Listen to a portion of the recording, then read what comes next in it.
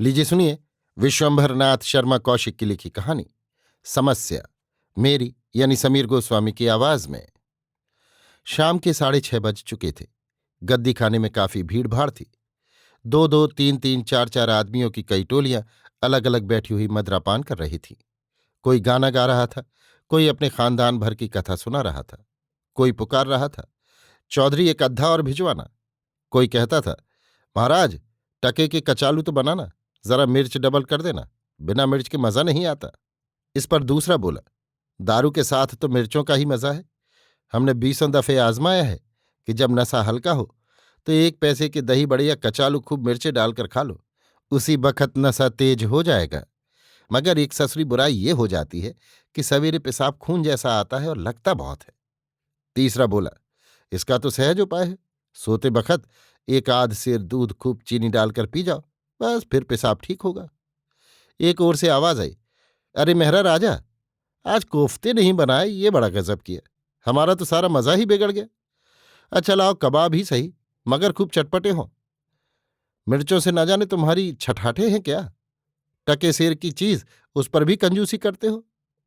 एक ओर से किसी ने ऊंचे स्वर में गाना आरंभ किया, क्या खुरे से है तेरी ओ बिस्मिल, कभी लखते जिगरवा भैया लखते जिगरवा बाबू, हाँ लखते जिगरवा राजा खुनवा दिल। एक कायस्थ महाशय कहकहा लगाकर बोले, वाह भाई वाह, लखते जिगरवा खुनवा दिल की एक ही कही। वाह उस्ताद, अच्छी सलाह की। अरे यों कहो भाई, क्या खुरिश है तेरी ओ बिस्मिल ओ लखते जिगर कभी खूने दिल। गाने वाला बोला, मुंशी जी, हम तुम्हारी तरह पढ़े लिखे तो हैं नहीं, हमें इसी में मजा आता है। किसी दिन हमारे साथ चलो तो हम सुनवाएं। एक जैसवारा इसे ऐसा गाता है कि क्या कहे। लखते जिगरवा को ऐसा ऐसा बताता है कि बिना पिए सरूर आ जाए। नाचने वाला तो उसकी टक्कर का शहर में है नहीं। जिस बखत जनाने कपड़े पहन लेता है तो साला बिल्कुल औरत मालूम होता है। जिन साहब के बंगले में वो रहता है, एक दिन वहां नाच हो रहा था। साहब भी आकर खड़े हो गए। सच मानो उन्होंने उसे बिल्कुल नहीं पहचाना। पूछा, ये औरत कौन है? एक बोला, हुजूर ये तो आपका सही राम हरख है। साहब ने दांतों तले उंगली दाब ली। उसी बखत जेब से 2 रुपए निकालकर खन से राम हरख के सामने फेंक दिए। वो ऐसा आदमी है, किसी दिन सुनो तो सारा मुंसीपना भूल जाए। इधर तो ये बातें हो रही थीं, उधर एक कोने में एक व्यक्ति अकेला बैठा था। उसके सामने शराब का एक अद्धा और एक दोने में कुछ नमकीन सामान रखा था, जिसे वो धीरे धीरे टुंगार रहा था। उसके मुख पर गहरी चिंता के चिन्ह थे। उसकी दृष्टि सामने भूमि पर लगी हुई थी। इसी समय एक व्यक्ति गद्दी खाने में प्रविष्ट हुआ। वो प्रत्येक व्यक्ति को ध्यानपूर्वक देख रहा था, मानो किसी को ढूंढ रहा हो। हठात उसकी दृष्टि इस एकांतवासी व्यक्ति पर पड़ी। वो शीघ्रतापूर्वक उसके पास पहुंचकर बोला, उफ़ो, ढूंढते ढूंढते नाक में दम हो गया। आखिर निराश होकर घर लौटा जा रहा था कि जी में आया, जरा यहां देखता चलूं। वो व्यक्ति बोला, तुम व्यर्थ में मेरे पीछे क्यों पड़े हो? यार हीरालाल, तुम ऐसी बातें कहते हो कि जी जल जाता है। मैं तुम्हारे पीछे पड़ा हूं। नवागंतुक ने पूछा, पीछे पड़ना और किसे कहते? आखिर तुम मुझे क्यों ढूंढते फिरते हो? क्या काम है? तुम्हें नहीं मालूम क्या काम है? मैं कुछ नहीं जानता। अब ऐसी बातें करोगे? और कैसी बातें करूं? तुम तो इस समय नशे में हो, अपने पराये को पहचानते नहीं। मैं सबको पहचानता हूं, और किसी को पहचानूं या ना पहचानूं, लेकिन तुम्हें तो अच्छी तरह पहचानता हूं। अच्छा, यहां से तो चलो, बाहर चलकर तुमसे खुलकर बातें होंगी। यहां मौका नहीं है। मैं नहीं जाऊंगा। मैं किसी ससुरे का दबेल नहीं हूं, समझे? नवागंतुक कुछ मुस्कुराकर बोला, यहां से तो तुम्हें जाना ही पड़ेगा। अभी थोड़ी देर में निकाल बाहर किए जाओगे।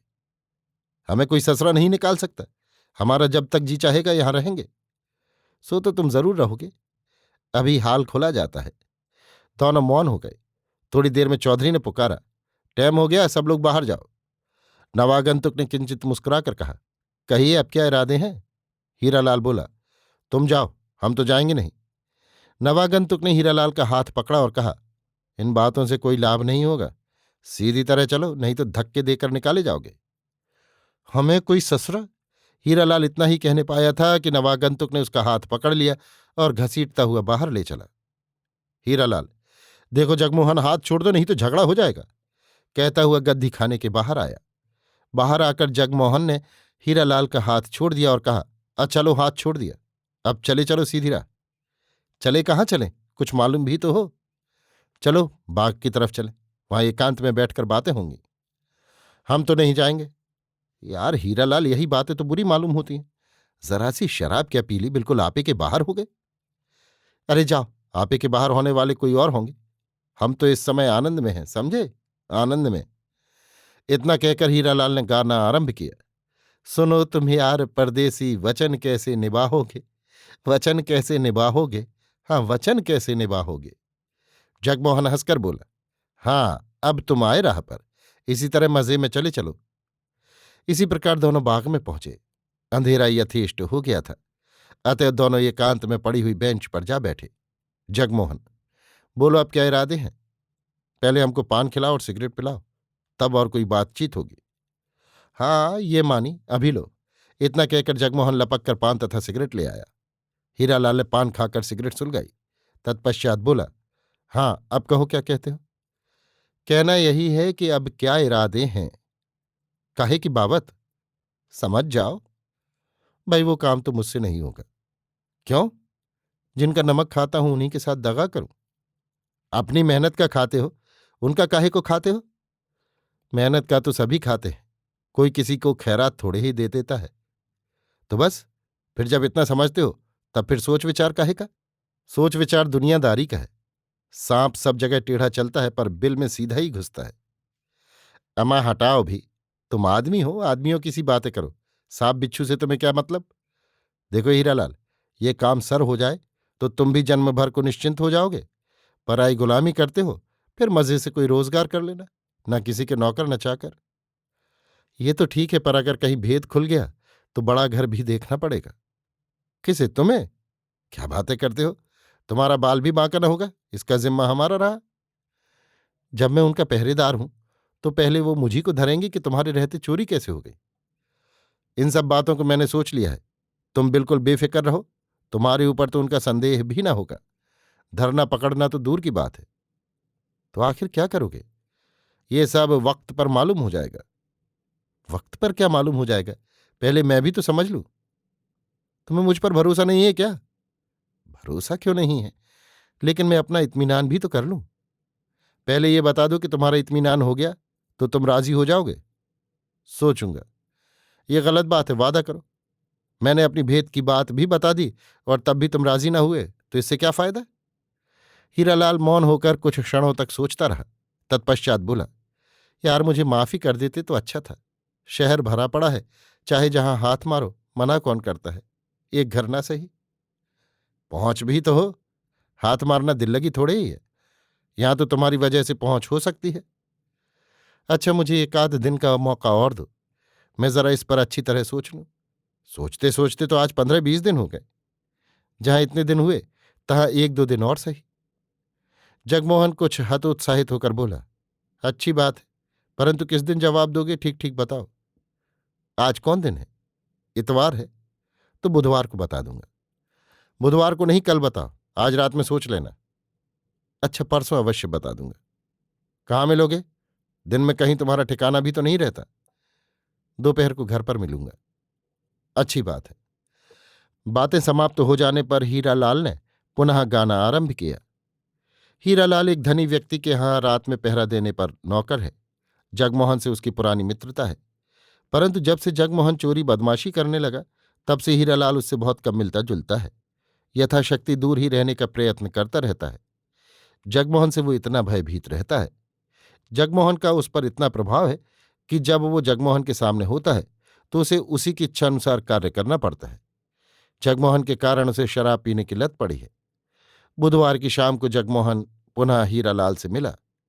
आज हीरालाल शराब के नशे में नहीं था, अतः उसे जगमोहन से मिलने में अधिक भय मालूम होता था। जगमोहन ने मिलते ही पूछा, क्यों, क्या तय किया। अभी तो कुछ तय नहीं किया, हीरालाल ने उत्तर दिया। आज का वादा था। हाँ वादा तो था, परंतु। परंतु क्या। भाई मेरा साहस नहीं होता। पहले ये बताओ आज पी है या नहीं। आज तो नहीं पी, रोज रोज पीने को पैसा कहाँ से आए। अच्छा चलो हम पिलाएं।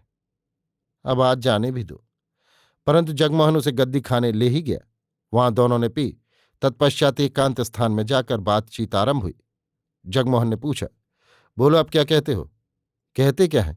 यही कहते हैं कि हम किसी साले से डरते दबते तो है नहीं, मगर हाँ, इतना ख्याल जरूर है कि उनके साथ दगाबाजी क्या करें, उनका नमक खाते हैं।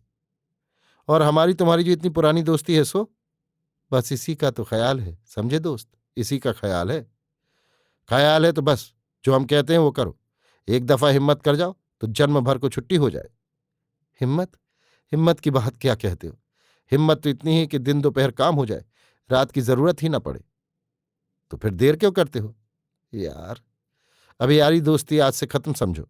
आज या तो तुम्हें ये काम कराना होगा, या फिर आज से हमारी तुम्हारी दोस्ती खत्म है। बोलो मुझसे दुश्मनी बांधने की हिम्मत है? हीरालाल नशे में होते हुए भी भयभीत हो गया, अतः मुस्कुराकर बोला, यार तुम तो बड़ी जल्दी खफा हो जाते हो। दोस्ती खत्म होने की कौन सी बात है? बात क्यों नहीं है?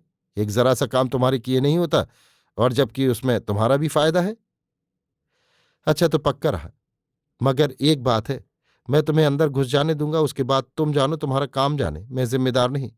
अगर पकड़ वकड़ जाओ तो मुझे दोष न देना। ये बात मानी, मगर कहीं ऐसा न करना कि चोर से कहो चोरी कर और साह से कहो जाग।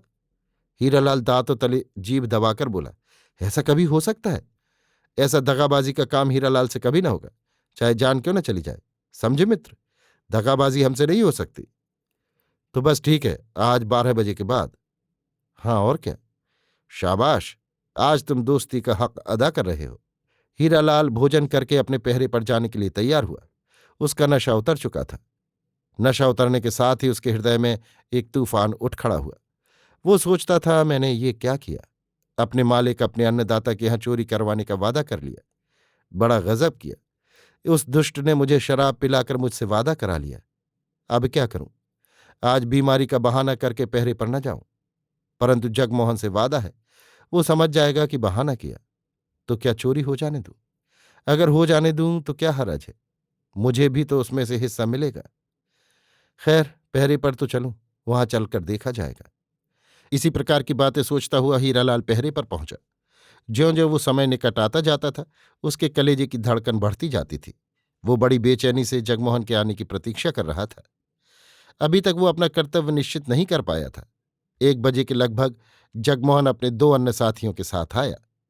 हीरालाल ने उसे एक बार समझाकर रोकने का प्रयत्न किया, परंतु जगमोहन तो तैयार होकर आया था।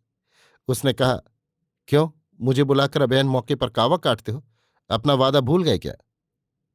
नहीं, वादा तो याद है। अच्छा, जैसी तुम्हारी मर्जी। अच्छा तो लाओ, तुम्हारे हाथ पैर बांध कर तुम्हें डाल दें, जिससे तुम पर संदेह न हो। जगमोहन का एक साथी बोला, जब चलने लगेंगे तब ये सब हो जाएगा, अभी तो जिस लिए आए हैं वो काम करो। जगमोहन को ये बात पसंद आई। हीरालाल वहां से हटकर दूसरी ओर चला गया। आधे घंटे में तीनों व्यक्तियों ने दरवाजा तोड़कर भीतर प्रवेश किया। हीरालाल जब लौटकर उस स्थान पर आया तो द्वार को टूटा पाया। उसका शरीर कांप रहा था। उसे जगमोहन पर क्रोध आया, और उससे भी अधिक अपने ऊपर आया। उसने सोचा, जिस चीज की रक्षा के लिए मैं रखा गया हूं, उसी को अपने सामने लुटवा रहा हूं। इस जगमोहन ने मुझे इस दशा पर पहुंचा दिया, इसका प्रभाव मेरे ऊपर से कैसे हटे? आज तो हद हो गई। हीरालाल ये सोच ही रहा था कि अंदर से खटके का शब्द आया। हीरालाल अपना भाला संभाल कर खड़ा हो गया। आगे आगे जगमोहन तथा पीछे उसके दोनों साथी द्वार की ओर आए। हीरालाल ने द्वार पर खड़े होकर अंदर की ओर भाला तान लिया। द्वार के निकट आकर जगमोहन ने देखा कि सामने हीरालाल भाला ताने खड़ा है। उसने स्तंभित होकर पूछा, हीरालाल ये क्या? हीरालाल बड़ी गंभीरता से बोला, मैंने तुमसे ये वादा किया था कि मैं तुम्हें अंदर घुस जाने दूंगा। ये वादा मैंने पूरा किया। जगमोहन का सिर चकराने लगा। उसने पूछा, हाँ हाँ तो फिर क्या? अब तुम बाहर नहीं जा सकते? हैं? ये क्यों? इसलिए कि मैंने ये वादा नहीं किया था कि तुमको माल लेकर बाहर भी जाने दूंगा। उफ हीरा, तूने बड़ी दगा की। हीरालाल बोला, तूने जैसी मेरे साथ की उससे भी अधिक। तूने मुझे शराब की लत डलवाई, मालिक के साथ नमक हरामी करने का पाठ पढ़ाया। ये सब दोस्त के साथ एक दोस्त की दगाबाजी नहीं है। मैंने दगा नहीं की, मैंने तो जितना कहा था उतना किया। मैंने कह दिया था कि तुम्हें भीतर जाने दूंगा, इसके बाद मैं जिम्मेदार नहीं। अगर तुम बाहर जाना चाहते हो तो पहले मुझे मार दो। जब तक शरीर में प्राण है तब तक तुम बाहर नहीं जाने पाओगे। जगमोहन का एक साथी बोला, अरे ये अकेला तो है, मारो साले को और निकल चलो। ये कहकर वो झपट कर द्वार की ओर बढ़ा और उसने चाहा कि भाले को पकड़कर हीरालाल के हाथ से छीन ले। इसी समय हीरालाल ने भाला उसके कंधे पर मारा। वो आहत स्थान पर हाथ रखकर कराहता हुआ पीछे हट गया। प्रातःकाल जब कोठी के नौकर चाकर जागे तो उन्होंने विचित्र दृश्य देखा। हीरालाल द्वार पर भाला ताने खड़ा था और भीतर 3 व्यक्ति बंधे हुए थे। तीनों व्यक्ति गिरफ्तार किए गए और उन्हें समय पर समुचित दंड मिला। हीरालाल को उसके इस वीरतापूर्ण कार्य के लिए पुरस्कार मिला। हीरालाल के हृदय में अब भी कभी कभी ये प्रश्न उठता है कि क्या उसने जगमोहन के साथ दगा की, परंतु उसके अंतःकरण से यही उत्तर मिलता है कि नहीं, तुमने दगा नहीं की, तुमने तो अपना कर्तव्य पालन किया। अभी आप सुन रहे थे विश्वंभरनाथ शर्मा कौशिक की लिखी कहानी समस्या, मेरी यानी समीर गोस्वामी की आवाज में।